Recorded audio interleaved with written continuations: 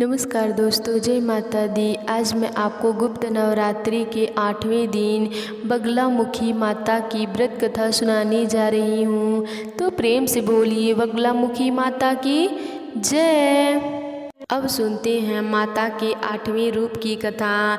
बगलामुखी की व्यष्ट रूप में शत्रुओं को नष्ट करने वाली, इच्छा रखने वाली तथा समष्टि रूप में परमात्मा की संहार शक्ति ही बगला है। पीताम्बर विद्या के नाम से विख्यात बगलामुखी की साधना प्रातः शत्रुओं भय से मुक्ति और वक सिद्धि के लिए की जाती है। इनकी उपासना में हरिद्वार माला, पीत पुष्प एवं पीताम्बर का विधान है। महाविद्याओं में इनका 8वां स्थान है। इनके ध्यान में बताया गया है कि यह सुधा समुद्र के मध्य में स्थित मणिमय मंडप में त्रयमय सिंहासन पर विराजमान रहती हैं। यह पीत वर्ण के वस्त्र और पीत आभूषण तथा पीले पुष्पों की ही माला धारण करती हैं। इनके एक हाथ में शत्रु की जिहा और दूसरे हाथ में मुद्रत हैं। स्वतंत्रता के अनुसार भगवती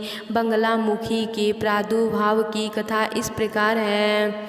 सत्य युग में संपूर्ण जगत को नष्ट करने वाला भयंकर तूफान आया। प्राणियों के जीवन पर आए संकटों को देखकर भगवान महाविष्णु चिंतित हो गए। वे सौराष्ट्र देश में हरिद्वार सरोवर के समीप जाकर भगवती को प्रसन्न करने के लिए वे तप करने लगे। श्री विद्या ने उस सरोवर से बगलामुखी के रूप में प्रकट होकर उन्हें दर्शन दिया तथा विंध्यसकारी तूफान का तुरंत स्तंभ कर दिया। बगलामुखी महाविद्या भगवान विष्णु के तेज से युक्त होने के कारण वैष्णवी हैं। मंगलवार युक्त चतुर्दशी अर्थधात्री इनका दुर्भाव हुआ। इस विद्या का उपयोग वैष्णवी प्रकोप की शांति, धन धान्य के लिए, पौष्टिक कर्म एवं अभिचारिक कर्म के लिए भी होता है।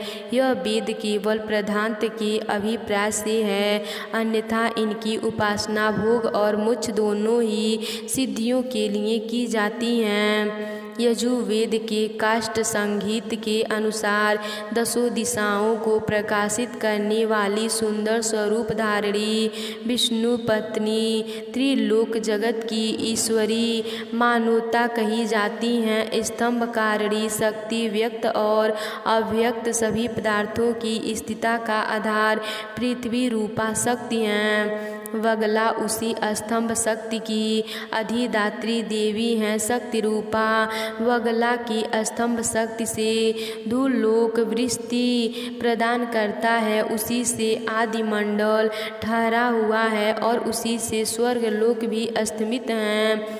भगवान श्री कृष्ण ने भी गीता में विष्टभ्यामेंद कुस्त में कान से स्थितो जगत कहकर उसी शक्ति का स्मर्थ किया था। तंत्र में वही स्तंभ शक्ति बगलामुखी के नाम से जानी जाती हैं। श्री बलमुखी को ब्रह्मास्त्र के नाम से भी जाना जाता है।